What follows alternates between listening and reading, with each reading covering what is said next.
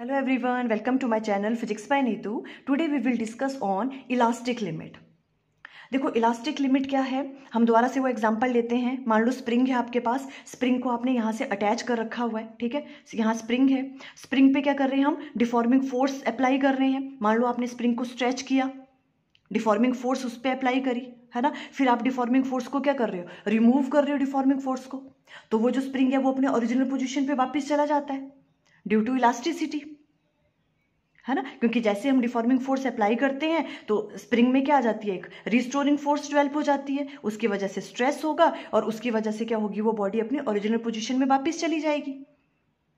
Clear, okay. अब अगर हम उस स्प्रिंग पे बहुत ही ज्यादा डिफॉर्मिंग फोर्स अप्लाई कर दें, इतनी डिफॉर्मिंग फोर्स, हमने इतना ज्यादा स्ट्रेच कर दिया उसको और उसके बाद हमने वो डिफॉर्मिंग फोर्स को रिमूव कर दिया, तो क्या वो स्प्रिंग अपनी ओरिजिनल पोजीशन पे वापस जाएगा? नहीं जाएगा, वो परमानेंटली डिफॉर्म्ड हो जाएगा, है ना। जो बॉडी है वो अपनी इलास्टिसिटी की प्रॉपर्टी को क्या कर देगी, लूज कर देगी, अगर हमने बहुत ही ज्यादा डिफॉर्मिंग फोर्स उस पर अप्लाई कर दी,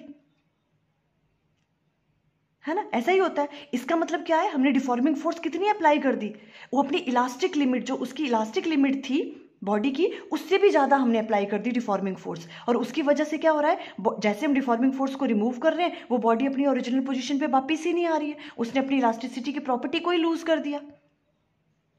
क्लियर। तो देखो इलास्टिक लिमिट को हम किस तरह से डिफाइन कर सकते हैं। इलास्टिक लिमिट जो है वो डिफॉर्मिंग फोर्स की वो वाली वैल्यू है। देखो हमने क्या किया, देखो स्प्रिंग पे डिफॉर्मिंग फोर्स अप्लाई करी, ठीक है। डिफॉर्मिंग फोर्स की वो अपर लिमिट, वो मैक्सिमम वैल्यू डिफॉर्मिंग फोर्स की, अगर उस टाइम पे हम डिफॉर्मिंग फोर्स को रिमूव कर रहे हैं तो जो वो बॉडी है वो अपने ओरिजिनल पोजीशन पे वापस आ जा रही है। और अगर उस वाली वैल्यू से, उस वाली डिफॉर्मिंग फोर्स से ज्यादा डिफॉर्मिंग फोर्स अगर हम अप्लाई कर रहे हैं उस बॉडी पे, तो फिर अगर हम डिफॉर्मिंग फोर्स को रिमूव कर रहे हैं तो वो बॉडी अपनी ओरिजिनल पोजीशन पे वापस नहीं आ रही है। उस वाली डिफॉर्मिंग फोर्स की वैल्यू को हम क्या कहेंगे, इलास्टिक लिमिट। अगर उस वाली डिफॉर्मिंग फोर्स से ज्यादा डिफॉर्मिंग फोर्स का हम यूज करते हैं तो जो वो बॉडी है वो अपनी इलास्टिसिटी की प्रॉपर्टी को क्या कर देगी, लूज कर देती है और वो परमानेंटली डिफॉर्म्ड हो जाती है। क्लियर हुआ। देखो हमने यही चीज राइट डाउन की है, elastic limit is the upper limit of deforming force. Upper limit means maximum value of deforming force up to which, कौन सी वाली वैल्यू डिफॉर्मिंग फोर्स की, if deforming force is removed, अगर हम उतनी डिफॉर्मिंग फोर्स लगाने के बाद डिफॉर्मिंग फोर्स को अगर रिमूव कर रहे हैं, the body regain its original form, तो जो बॉडी है वो अपनी ओरिजिनल फॉर्म को रिगेन कर रही है, मीन्स वो अपनी ओरिजिनल पोजीशन पे वापस आ जा रही है। Regain its original form completely, जितनी वो पहले थी जिस पोजीशन पे, उतनी ही पोजीशन पे वो वापस आ जा रही है जैसे हम डिफॉर्मिंग फोर्स को रिमूव कर रहे हैं। एंड बियॉन्ड विच, अगर उस डिफॉर्मिंग फोर्स से ज्यादा हम डिफॉर्मिंग फोर्स का यूज कर रहे हैं, and beyond which if deforming force is increased, अगर डिफॉर्मिंग फोर्स को हम इंक्रीज कर रहे हैं, the body loses it's property of elasticity, जो बॉडी है वो अपनी इलास्टिसिटी की प्रॉपर्टी को क्या कर देती है, लूज कर देती है, एंड गेट्स परमानेंटली डिफॉर्म्ड, और वो क्या हो जाती है, परमानेंटली डिफॉर्म्ड हो जाती है। उस वाली वैल्यू को हम, उस वाली डिफॉर्मिंग फोर्स को हम क्या कहते हैं, इलास्टिक लिमिट। क्लियर हुआ। दोबारा देख लो एक बार क्या राइट डाउन किया है, elastic limit is the upper limit of deforming force up to which if deforming force is removed the body regain its original form completely. ये डिफॉर्मिंग फोर्स की वो मैक्सिमम वैल्यू है, वो अपर लिमिट है deforming force की। अगर हम deforming force को वहां पे रिमूव भी कर दें तो बॉडी अपनी क्या कर रही है, ओरिजिनल फॉर्म को क्या कर रही है, रिगेन कर रही है कंप्लीटली, अपनी ओरिजिनल पोजीशन पे वो वापस आ जा रही है। एंड बियॉन्ड विच, अगर उस वाली डिफॉर्मिंग फोर्स से हम ज्यादा फोर्स लगा रहे हैं, and beyond which if deforming force is increased the body loses it's property of elasticity, वो जो बॉडी है वो अपनी इलास्टिसिटी की प्रॉपर्टी को क्या कर देती है, लूज कर देती है, एंड गेट परमानेंटली डिफॉर्म्ड, और वो जो क्या हो जाती है बॉडी, वो परमानेंटली डिफॉर्म्ड हो जाती है ना। डिफॉर्म होने का मतलब क्या है, अगर आप स्ट्रेच कर रहे हो तो क्या हो जाएगी, उसकी लेंथ क्या हो जाएगी, परमानेंटली इंक्रीज हो जाएगी, वो वापस अपने ओरिजिनल पोजीशन पे नहीं आएगी। इसे हम कहते हैं इलास्टिक लिमिट। क्लियर होगी ये वाली चीज, ओके। अब देखो इसी के बेस पे है हुक्स लॉ। देखो हुक्स लॉ क्या है, अब देखो कोई बॉडी है जिसको आप क्या कर रहे हो, स्ट्रेच कर रहे हो, ठीक है। जितनी ज्यादा आपने डिफॉर्मिंग फोर्स अप्लाई करी उसमें, है ना। डिफॉर्मिंग फोर्स की वजह से क्या होगा, रिस्टोरिंग फोर्स उसमें डेवलप होती है और उसकी वजह से स्ट्रेस होता है उसमें डेवलप, ठीक है। तो जितनी ज़्यादा आप डिफॉर्मिंग फोर्स अप्लाई कर रहे हो उतना ज़्यादा स्ट्रेस होगा उसमें, और स्ट्रेस की वजह से वो बॉडी क्या हो जाती है, डिफॉर्म्ड हो जाती है। ये वाली बात क्लियर है। मीन्स आप जितना ज़्यादा स्ट्रेस उसमें लग रहा है उतनी ज़्यादा बॉडी क्या हो रही है, डिफॉर्म हो रही है, और डिफॉर्म होने का मतलब क्या है, उतना ही ज़्यादा स्ट्रेन उसमें डेवलप हो रहा है। क्लियर हो रहा है। स्ट्रेन क्या होता है, जो अब चेंज हो रही है उसकी कॉन्फ़िगरेशन, है ना। अब देखो जैसे हमने उसको स्ट्रेच किया, हमने डिफॉर्मिंग फोर्स का यूज़ किया, उसकी वजह से क्या हो रहा है, उसकी वजह से उसमें रिस्टोरिंग फोर्स लग रही है और उसकी वजह से स्ट्रेस हो रहा है उसमें। तो जितनी ज़्यादा डिफॉर्मिंग फोर्स हम अप्लाई कर रहे हैं उतना ज़्यादा स्ट्रेस हो रहा है और उसकी वजह से क्या हो रहा है, बॉडी उतनी डिफॉर्म हो रही है। अगर हम उसको स्ट्रेच कर रहे हैं तो उसकी लेंथ इंक्रीज हो रही है, अगर उसको हम कंप्रेस कर रहे हैं तो उसकी लेंथ क्या हो रही है, कम हो जाती है ना। उसकी डायमेंशंस क्या हो रही हैं, चेंज हो रही हैं, मीन्स उसमें स्ट्रेन डेवलप हो रहा है।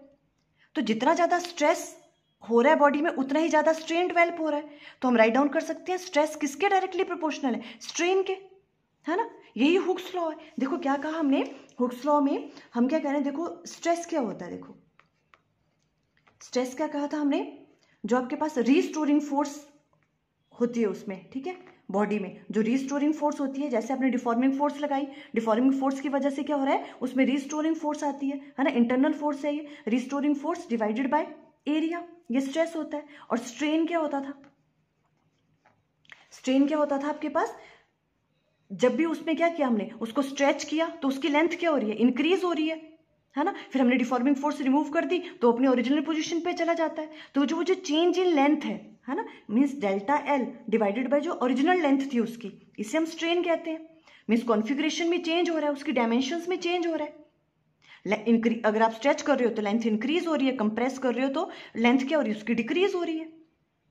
जो चेंज इन लेंथ आ रहा है डिवाइडेड बाय ओरिजिनल लेंथ, है ना। ये हम लॉन्गिट्यूडनल स्ट्रेन की बात कर रहे हैं, वैसे आप वॉल्यूमेट्रिक की बात कर सकते हो, उसमें वॉल्यूम ज़्यादा और कम होता है। क्लियर, ये स्ट्रेन है। तो देखो अब हम क्या कह रहे हैं, देखो हम कह सकते हैं जो स्ट्रेस है वो डायरेक्टली प्रोपोर्शनल है किसके, स्ट्रेन के।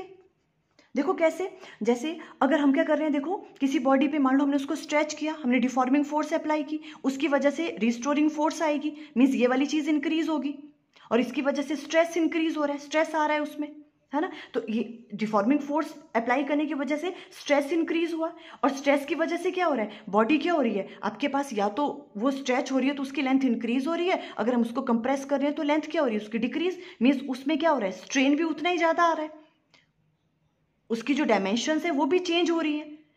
तो अल्टीमेटली हम क्या कह सकते हैं, जितना हम उस पर स्ट्रेस अप्लाई कर रहे हैं, जितना उसमें स्ट्रेस डेवलप हो रहा है उतना ही स्ट्रेन डेवलप हो रहा है ना। जितनी हमने डिफॉर्मिंग फोर्स लगाई उतना ही उसकी बॉडी की जो डायमेंशंस है उतनी ज़्यादा चेंज होंगी, है ना। तो stress is directly proportional to strain हो गया।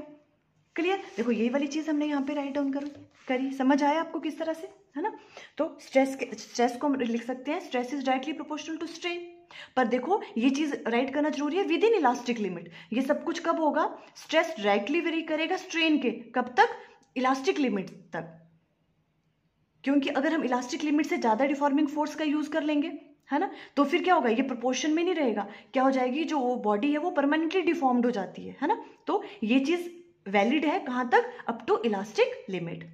अब देखो यहाँ पे stress equal to, proportionality sign हटाते हैं हम तो कांस्टेंट यहाँ पे यूज करते हैं, यहाँ पे हम ई राइट डाउन करेंगे, मल्टीप्लाई बाय स्ट्रेन। इस ई को हम कहते हैं मॉडुलस ऑफ इलास्टिसिटी, या आप इसको कह सकते हो कोफिशिएंट ऑफ इलास्टिसिटी। ये बहुत इंपॉर्टेंट है, ठीक है। नेक्स्ट वाले लेक्चर में हम मॉडुलस ऑफ इलास्टिसिटी के बारे में डिटेल में अंडरस्टैंड करेंगे। 3 टाइप्स के मॉडुलस ऑफ इलास्टिसिटी होते हैं। क्लियर, अभी बस आप इतना याद रखो, ई को हम क्या कहते हैं, मॉडुलस ऑफ इलास्टिसिटी। अब यहाँ से अगर हम देखो ई की वैल्यू निकाल दें तो ई किसके बराबर आ जाएगा, stress divided by strain. Visible है आपको, है ना, स्ट्रेस डिवाइडेड बाय स्ट्रेन आ गया ई, ठीक है। और जो ये मॉडुलस ऑफ इलास्टिसिटी है ई, ये क्या है, ये मटेरियल की प्रॉपर्टी है, ठीक है। ये हर एक मटेरियल की अपनी अपनी एक प्रॉपर्टी होती है जिसे हम क्या कहते हैं, मॉडुलस ऑफ इलास्टिसिटी, ठीक है। ई किसके बराबर आ गया, स्ट्रेस डिवाइडेड बाय स्ट्रेन के बराबर, ठीक है। और एक बात आपने हमेशा याद रखनी है, देखो जितनी ज्यादा वैल्यू होगी मॉडुलस ऑफ इलास्टिसिटी की, अगर ई की वैल्यू ज्यादा होगी तो इलास्टिसिटी की वैल्यू भी क्या होगी, उस बॉडी की ज्यादा होगी, वो ज्यादा इलास्टिक होगा। क्लियर है, क्या कहा हमने, जितनी ज्यादा मॉडुलस ऑफ इलास्टिसिटी की वैल्यू होगी उतनी ही ज़्यादा वो बॉडी क्या होगी, इलास्टिक होगी। ई की वैल्यू इंक्रीज होगी तो इलास्टिसिटी की वैल्यू भी क्या होगी उस बॉडी में, इंक्रीज होगी। क्लियर? तो देखो हमने आज इलास्टिक लिमिट और हुक्स लॉ के बारे में अंडरस्टैंड किया, ठीक है। अभी हमने नेक्स्ट वाले लेक्चर में हम मॉडुलस ऑफ इलास्टिसिटी के बारे में अंडरस्टैंड करेंगे, बहुत इंपॉर्टेंट टॉपिक है वो भी। आई थिंक आपको क्लियर हो गया। Okay, thank you.